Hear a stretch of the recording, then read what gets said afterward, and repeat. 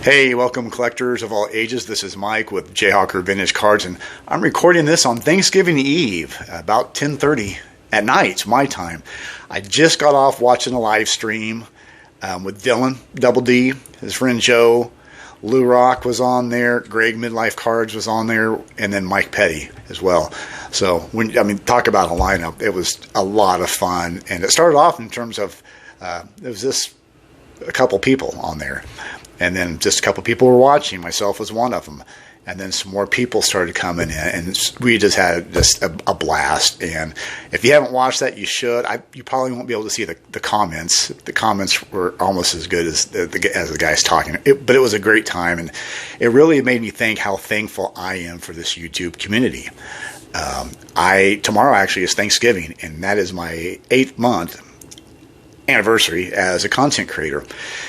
So right when I got done watching that live stream, I was like, maybe I should do a Thanksgiving video, but I wanted to do something a little bit different because I did think about maybe doing something about how grateful I am to all those in the YouTube community, but I've kind of did something like that about a month or so ago.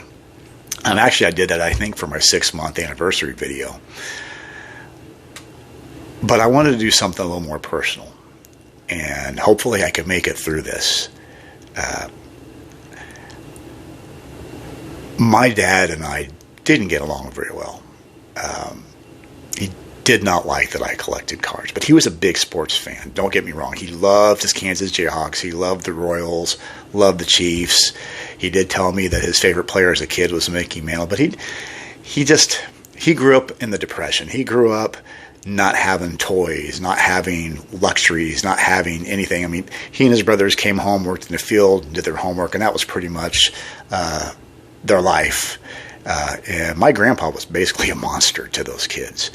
And thankfully, my dad was not that way to me, but he was really rough at times. And so, yeah, we clashed a lot, but we had a lot of good times, too. And that's what I'm thankful about. You know, it was my dad who took me to my first Royals game.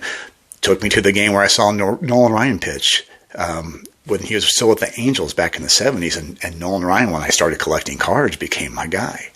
He took me to a ton of KU basketball games. I got JoJo White's autograph when I was like 5 years old, the first autograph I remember ever getting. He taught me how to play catch.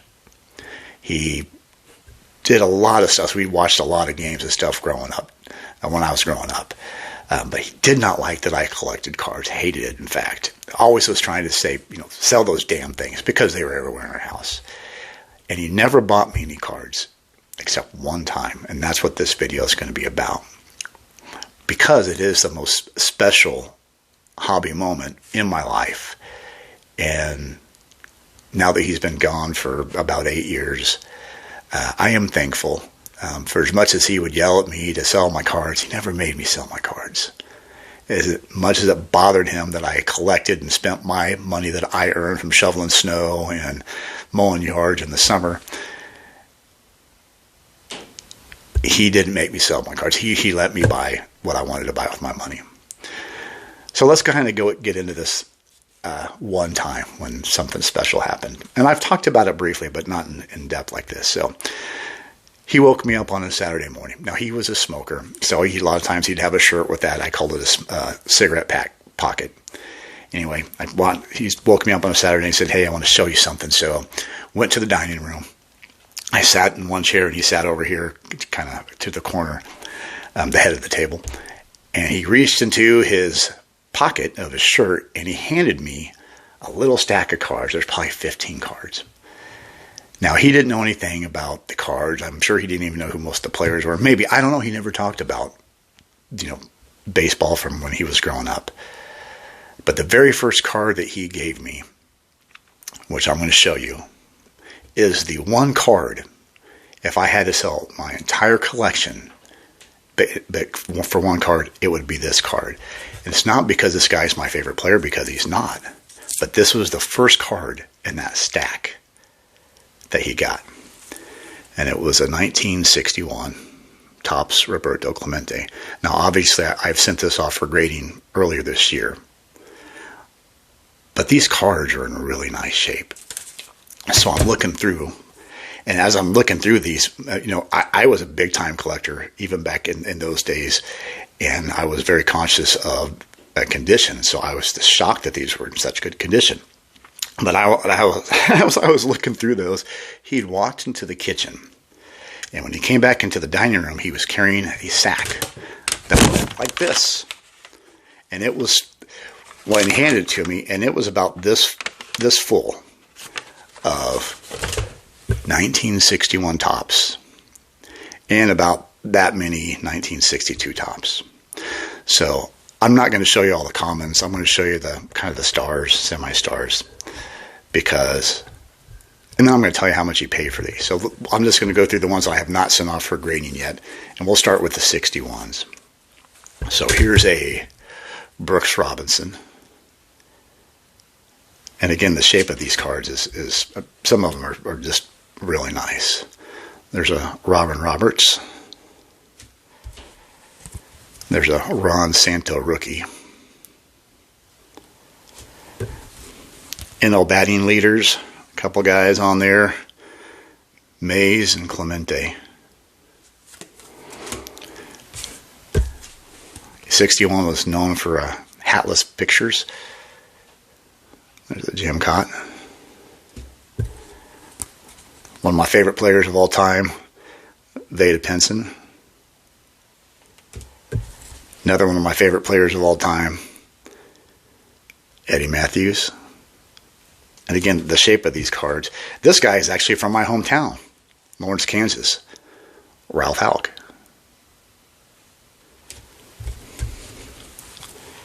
Chairman. Whitey Ford. Now, as I'm looking through these cards, I asked my dad, Tommy Davis, where did you get these? Well, he got up like he did on Saturday mornings with my mom, and they went to garage sales. There's Bill White. And there's Don Drysdale. Yastrzemski. And he was at a garage sale in the neighborhood. It could have been an old lady that I shoveled snow in the winter. I don't know. But he said there's a lady that had a bunch of these sacks laid out on a table. And he just happened to look into one, and he saw this one filled with cards. I'm like, that's amazing. How much did you pay for them? And he goes, 25 cents. I'm like, you got these cards for 25 cents? And he goes, no, Mike. I got the whole sack for 25 cents. So all these cards that I'm showing you, he paid a quarter total for all of these. Kim Boyer, Minnie Minoso, Curt Flood, another one of my favorites, the Duke Snyder. There's Al Rosen, Don Newcomb, Jim Bunning, Willie Davis, and Stretch, Willie McCovey. Now, over the years, I started selling selling cards at shows in the 1980s, late 80s and early 90s. I've sold a lot of these cards that I had. I had a Mantle. I sold that one. I had a Mays. I sold that one. So there's a lot of cards that I did sell. And some of these are doubles, and I've sold some of the doubles. But I'll go ahead and show you the ones that are graded. Again, here's the Clemente. Such a special card to me. And then how about a Billy Williams rookie?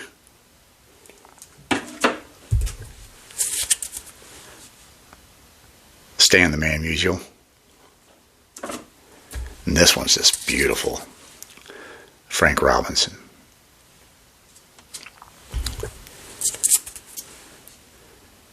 Hank Aaron. Really nice Al Kaline. The Mick. Excuse me. Hank Aaron. and another Hank Aaron. So while I am looking through these cards out of the sack, just pulling these things out, my mind is just blown. I'm thinking, look how beautiful these cards are, and he got it for 25 cents. He gets up and he walks into the kitchen, and he comes back out with another bag. And I'm like hyperventilating. I almost am going to be shocked what I'm going to see in here. I know it's going to blow my mind even more.